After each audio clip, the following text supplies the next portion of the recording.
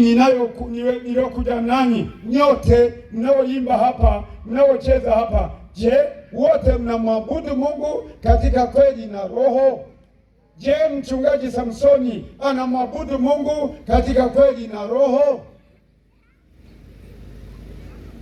Biblia imezungumza mwenye kudhulumu na dhulumu sana, sio kidogo, udhulumu sana. Mungu anasema udhulumu sana, maana anajua upo wakati atakunyosha, kwa sababu kila mtu atalipwa sawasawa na kazi yake. Nakwambia hivi, hakuna dhuluma. Wanadamu wanadhulumiana. Unaweza ukaajiriwa kwenye shirika fulani, wanakudhulumu wasikulipe mshahara mlivyopatana. Wanadamu ipo hiyo, mpaka kwa wazungu, kwa wahindi, yaani watu wote ipo hiyo, lakini sio kwa Mungu. Sijui mnanielewa vizuri? Sio kwa Mungu, usidanganyike. Kwanza Mungu apokee rushwa, utafanyaje?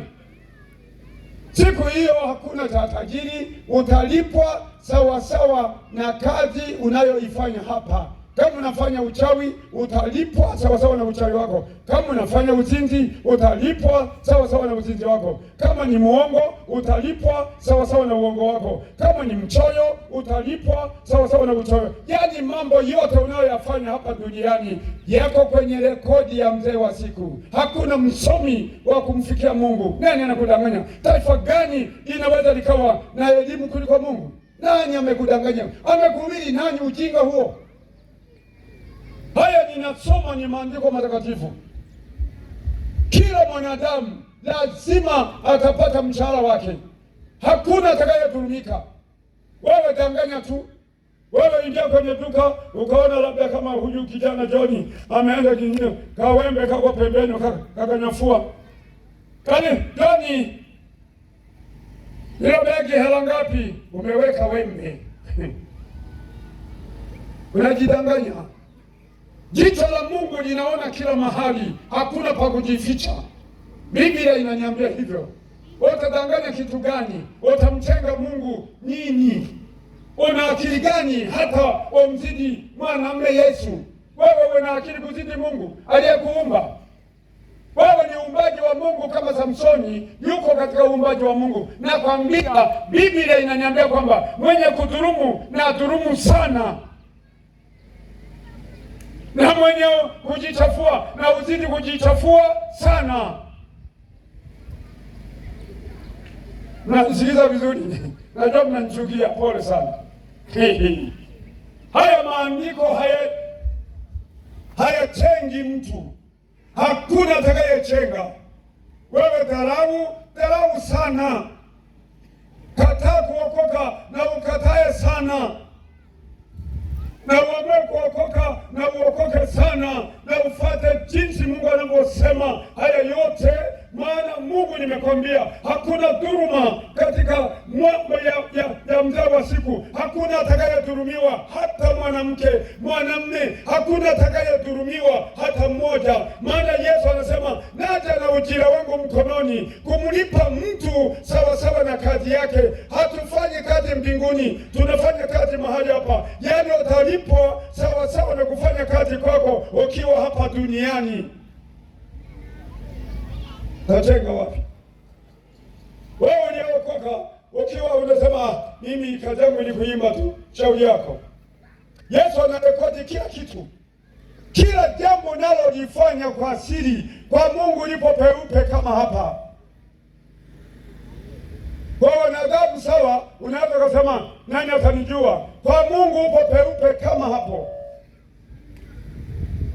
Tamjenga Mungu na kuhubiri habari njema za Yesu. Mpigie makofi Yesu.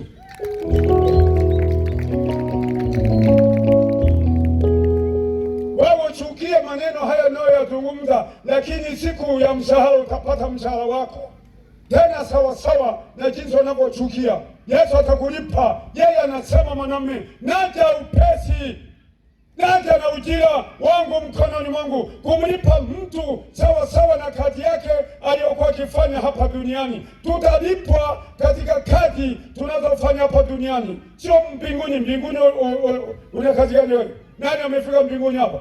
Wangapi waliofika mbinguni wakakaa mbinguni alafu baadaye wakarudi hapa? Wangapi? kama umeokoka uniambie. Mimi nimekaa wiki 2, mimi nakaa miezi 5 mbinguni. Nani? Wote tutalipwa kulingana na kazi unayoifanya hapa, kulingana na mwenendo, kulingana na tabia ulizo nazo utalipwa. Lakini Yesu anasema wewe unayedhulumu sana, wewe unayejichafua ujichafue sana, na wewe unajitakasa, yani mwenye haki, na uzidi kujitakasa na ujitakase sana. Maana Yesu anakuja kumlipa, yani siku ya hakuna maswali kwamba Yesu mbona nilivyo, kwani kibao kinaonyesha.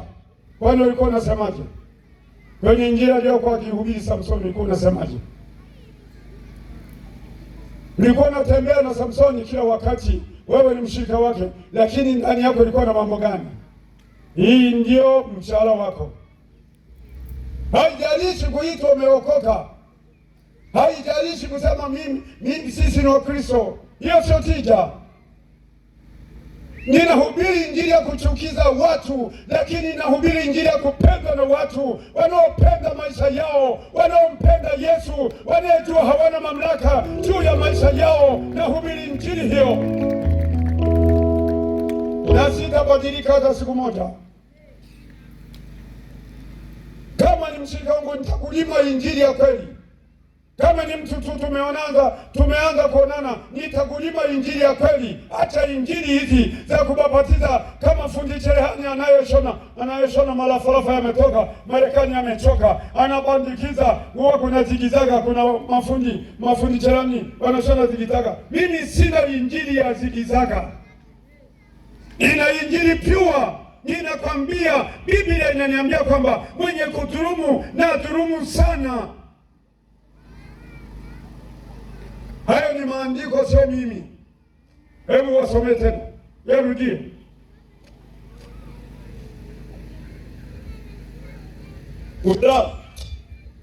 Hapana, nipo. Biblia inasema Ufunuo 22 kuanzia mstari wa 11. Ndio. Mwenye kudhulumu na azidi kudhulumu. Mwenye kudhulumu na azidi kudhulumu. Na mwenye uchafu na azidi kuwa mchafu. Na mwenye uchafu azidi kuwa mchafu.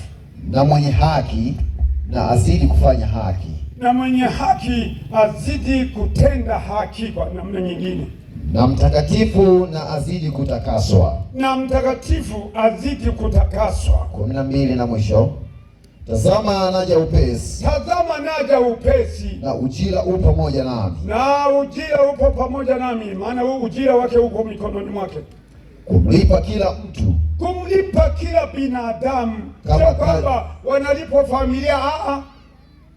Kila mtu kama vile kufa. Kifo kikitokea, hamuwezi mkafa wote nyumbani. Yule aliyefikia tarehe kalenda yake imekwisha, huyo ndiye anakufa. Na malipo ya Mungu yako hivyo.